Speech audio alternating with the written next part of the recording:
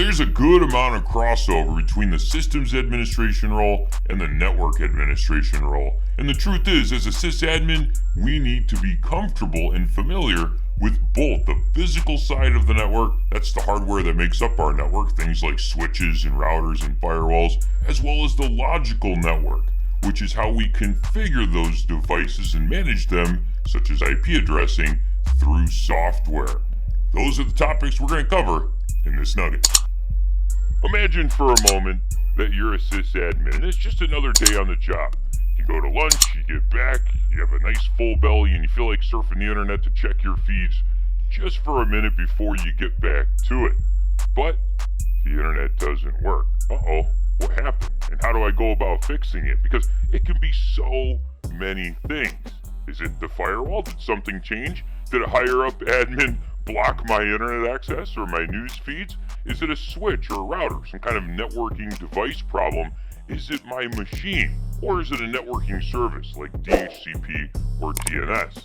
That's where your troubleshooting and problem solving skills come into play, and that's also why it's extremely beneficial for us to have networking skills.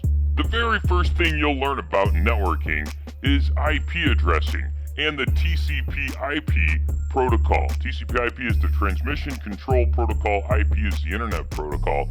Think of that as the packets that wrap the data that flows across the wires for all of our devices to communicate.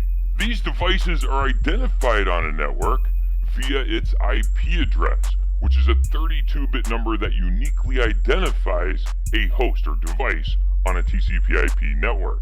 Every single device, whether it's a desktop, a workstation, a mobile device, and even our routers have IP addresses. Servers as well. Now you can actually see your IP address by running a handy little command line utility known as Ipconfig. Let me show you what an IP address looks like. Here we are on a Windows Server 2016 box, and if we want to run that Ipconfig utility, we need to get into a command prompt, and we can do that by right-clicking on the Start button and launching the command prompt from the menu. From here we can type in Ipconfig and hit enter. This will return all of our IP information for each network interface card attached to this machine. We only have one, so that's why we only get one block of IP information. Here is the IP address right here, 192.168.1.110. That uniquely identifies this machine on the network.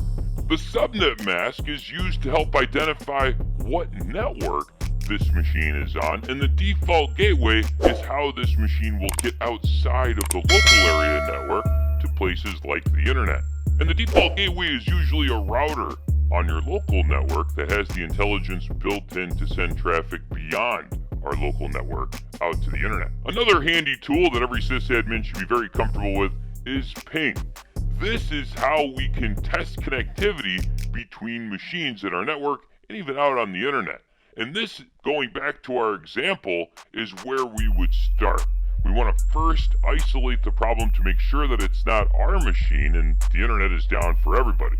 So what we could do is run ping commands against computers in our local area network. For example, I've got a machine on here, 192.168.1.100, and if we ping this and we get a reply back, that means we're okay. We've got network connectivity between ourselves and another machine on our network. But now we can test the internet. And how about I ping google.com? If the internet was down, we would not get a reply. Now in our case, the internet is up, but if it was down, we would get an invalid response here. It would say something like destination host unreachable. So when it comes to IP addressing, just remember this. It's a lot like sending a letter to a friend or family member that lives far away. You write that letter, you put it in an envelope, and you write their address on it to ensure that it gets delivered to that location. That's exactly what IP addresses are for in our networks. Next up, we have switches. And a switch is what facilitates communication within a local network. All of our devices are connected to a switch, and all that traffic flows through the switch to get to its destination from its source. And there's actually two types of switches, unmanaged and managed. Unmanaged switches work right out of the box and cannot be configured. You just plug it in, plug your devices to it, and it works. And this is what you'll usually find in home networking. And there's also managed switches, which can be configured as they give you greater control over the switch. And that's usually what you'll find in business networks. Next up, we have routers. And routers are just like switches, except they connect multiple networks together and have the ability to, again, forward traffic outside of the local network. And oftentimes they come with a built-in firewall and all kinds of other features to control traffic. Another traffic-related networking device here are access points. Access points allow us to extend the reach of our local network to support mobile devices. In fact, funny story, I just recently installed a wireless access point in my house so that when friends and family come over, I can isolate them onto one of the networks exposed by that wireless access point. Because it never fails when someone comes over, hey, what's your Wi-Fi? What's your Wi-Fi? Well, now I say it's get off my LAN, and the password is you're being watched. And it's both fun and hilarious to watch them reluctantly join the network that I made just for them. Next up, we have firewalls. Firewalls monitor incoming and outgoing traffic, and we configure security rules on these firewalls to allow or block specific kinds of traffic. In home networks, the firewall is usually built right in to the router. In business networks, we have dedicated devices that sit at the perimeter of our network and are usually the first line of defense against any malicious behavior. We also have software firewalls built into the operating system that function much the same as hardware-based firewalls, and they give us another line of defense. We also have a couple of networking services that we'll be responsible for as sysadmins. One is Dhcp, that's the Dynamic Host Configuration Protocol, and its job is to provide automatic assignment of IP addresses and allows us to centrally administer the distribution of IP addresses across all the devices in our network. Dhcp is widely used in almost every network today, because who wants to manually, what's known as statically, assign IP addresses to all the devices in our network? That would be a big job. And although you will do that for a server here and a server there, most of the time we'll rely on Dhcp to hand out these addresses. In home networks, Dhcp is a function of the router. It's usually a feature that's built right in, and you do not need to do anything to configure or manage it.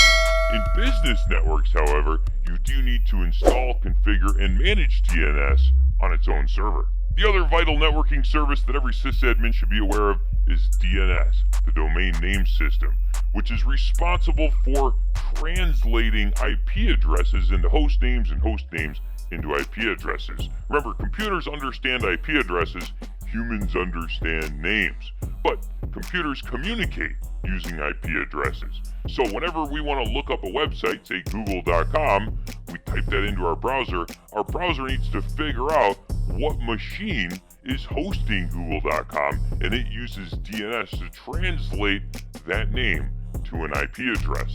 Think of it like the contact list in your smartphone.